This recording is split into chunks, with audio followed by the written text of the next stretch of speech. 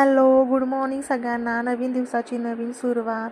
मी Ashwini Sai kitchen ब्लॉगमध्ये आपल्या सगळ्यांचं अगदी मनापासून स्वागत करीत आहे. तर इथे ना माझी किचनपासून आज सुरुवात झाली होती. माझं सगळं स्वतःचं मी आवरून घेतलं होतं, फ्रेश झाले होते. त्यानंतर म्हटलं चला, आज घसा दुखत होता तर म्हटलं हळद पाणी प्यावं थोडंसं गरम. ते सुद्धा पिऊन घेतलं आणि नंतर ना माझी कामाला सुरुवात झाली होती. तर इथे ना आमच्याकडे खूप पाऊस पडत आहे सध्या.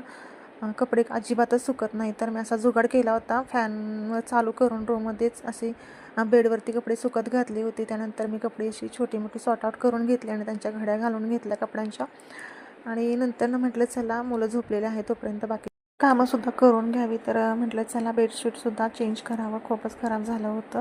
असं फटाफट मी बेडशीटसुद्धा त्यावरती अंथरून घेतलं. माहीत नाही हे किती वेळ टिकणार होतं. मुलं झोपली होती तोपर्यंतच मी सर्व करून घेतलं. उठल्यानंतर त्याची काय अवस्था होणार होती काय माहिती. उन्हाळ्याची सुट्टी असल्यामुळे दिवसभर त्यांचा दंगा सुरू असतो. त्यानंतर मी आले इथे किचनमध्ये, कणिक मळून ठेवली होती. त्याला थोडंसं तेल लावून असं मर्दून घेतलं आणि त्यानंतर थोडा वेळ झाकून ठेवलं.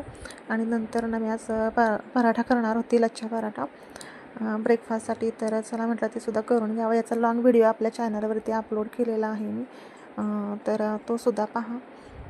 त्यानंतर ना मी इथे अशी गोल त्याची चपाती करून घेतली आणि त्याच्यावरती घातलेलं आहे तेल, कसुरी मेथी, हिरवी मिरची आणि कोथिंबीर.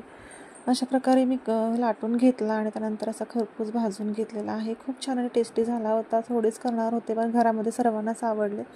त्यानंतर मी जरा 4-5 पराठे असे करून घेतले आणि असं गरम गरम सॉससोबत असा सर्व केला. तर अशी होती सकाळ. तर व्हिडिओ आवडला